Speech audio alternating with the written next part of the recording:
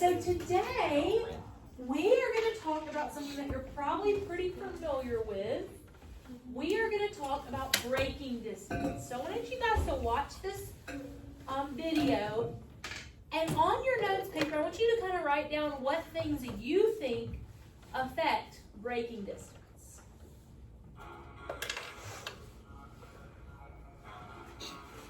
One of the common pedestrian myths is that if you're crossing a street and a driver sees you, they'll be able to stop their car in time to avoid hitting you. But that's just plain wrong.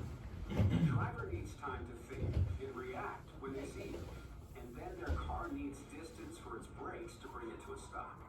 Which means you can't just step into a car's path and expect them to be able to stop before they reach you. In most pedestrian crashes, drivers had seen the pedestrians, but could not stop their car in time. Here's why. If an average car is traveling at 25 miles per hour, it takes 21 yards to come to a complete stop. At 45 miles per hour, it takes 54 yards to stop.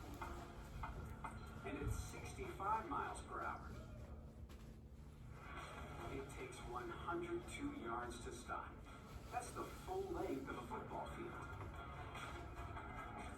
Plus, in low light conditions, it can take drivers even longer to react. So, next time you're crossing the street, remember that drivers need time to stop. And make sure you're crossing in a designated crosswalk and waiting until it's safe to do so. Okay, so what are some things that you think affect braking distance? The surface of the ground. Okay, so like the type of road that they're on? Road condition. If it's like icy. Okay, Just the lanes are. so yeah, like, so what type of road and then like Yeah. weather conditions for the day? What else? Speed. Speed, yeah. Okay, Type of core. the type of core, like, and if their brakes, how well their brakes are functioning, right? So today, we are going to talk about the simple braking distance formula, okay? So we're gonna look at the simple braking distance so that we can then, as we go throughout the week, look at the true braking distance formula, okay? But the simple braking distance formula is just that braking distance, which we label as BD, equals 5s squared divided by 64. What do you think that this S is? Speed. So it's going to be the speed squared, okay? So we're looking at miles per hour in feet since we live in America, okay? There's also a formula for if you were looking in miles and kilometers, okay? But this is what we're using. So this is going to give you the braking distance in feet, and you're going to plug in the speed in miles per hour. So we're going to do a few examples in a minute, and then we're going to work throughout your worksheet, okay? So we know what speed is. It's how fast the car is traveling, right? And the braking distance is how far the car travels after you hit the brakes, okay? We see that there is a relationship between the braking distance. So the braking distance, as the speed doubles, because we square it, it doesn't double. What do you think happens to it? So if I double, if I go from like 1, well, let's do 2, because 2 will be easier to see. If I go from 2 to 4, then 2 squared to 4 squared does what? So 2 squared is 4, and 4 squared is 16. So what does it do? Quadruples. It quadruples, or it goes times 4, okay? So, because it's squared, that means that as speed doubles, braking distance quadruples. And what are some safety implications that we could get out of this? Slow down. Don't speed. Slow down, don't speed. Don't cross the road without looking. Yeah, don't cross the road without looking, or even if you look, make sure that they have enough time to stop before you, right? Okay, so now we're gonna look at section 3 of this, and we are gonna figure out we're gonna work through this table. So I'm gonna give you an example, and then I'm gonna let you work through the rest of the table. So we're gonna compute the braking distance. when we have 20 miles per hour, we just take it and we do 5 times 20 squared divided by 64. So you're just gonna take that and you're gonna plug it into your calculator, okay? So when we do that, we are going to get that at 20 miles per hour, it takes 31.25 feet to stop. Okay. Does anybody know how many feet are in a yard? 3. So that would be about 5 yards. Okay. So now I want you guys in your groups to work through 40, 60, and 80 and see if you can fill this in. Okay. And then we're going to come back together. I'm going to give you about 3 minutes, so until the clock says 2:14, okay? Thank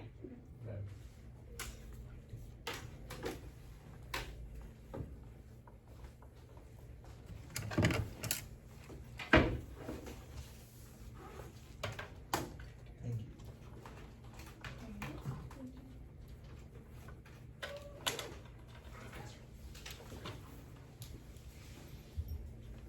Great job, I love how you're setting that up.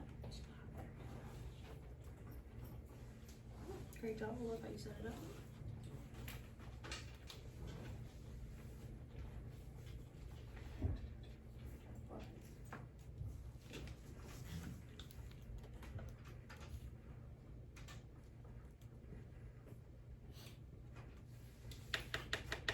And you guys can talk to each other about this if you're unsure of what to do, okay?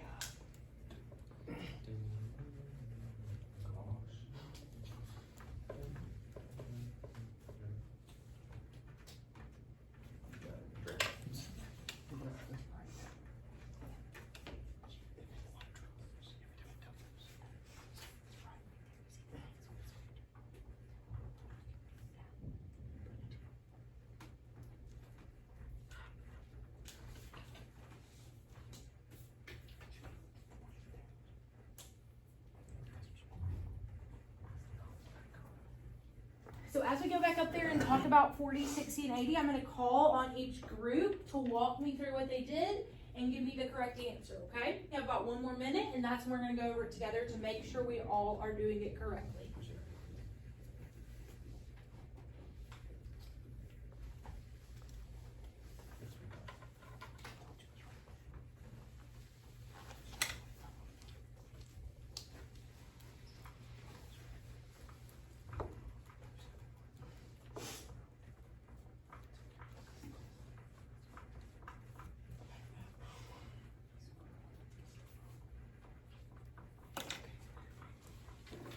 Okay, I want you to do a thumbs up if your group is done, and sideways if you need a little bit more time.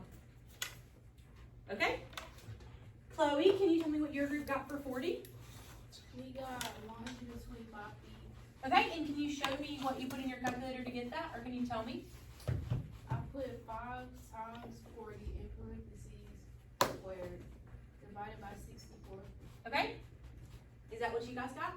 Yes. Good job, Chloe. Okay, Bella, can you tell me about 60? We got 281.25 feet. And what did you put in your calculator to get that? 5 times 60 squared divided by 64. And I want to go back to 20 and 40. Do you see how this doubles and this quadruples? Right? That's cool. So, what do we think is going to happen when we go from 40 to 80?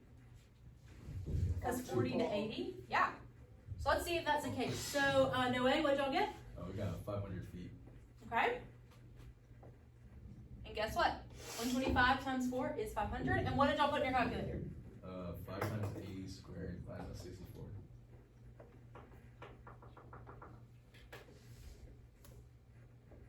Okay.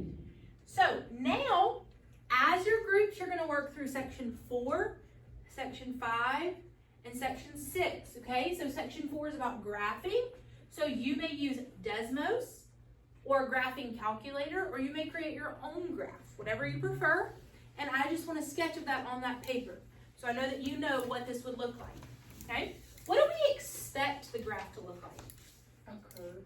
A curve, right? Because this is a quadratic equation, right? The s squared makes it quadratic. The next section is going to want you to use words to talk about this. So you will use the sentence stems provided to talk about that if you're unsure of how to say it. And then part 6, I want you to draw a picture so that you can understand what's happening with braking distance, okay? So let me just show you what I might put for my picture. So if I have a car that's going 20 miles per hour, and my braking distance is this long, if I now have a car that's going 40 miles per hour, how many of these lengths should I expect my braking distance to be? 4 of them, right? Yeah. So I would do 4. It's going to be better if you use one of the rulers. Okay, so you might draw a picture like that, or something that just helps you see how the braking distance varies, okay? So that's what we're going to do the rest of class, is just work through that. And if you have any questions, I'll be walking around, okay?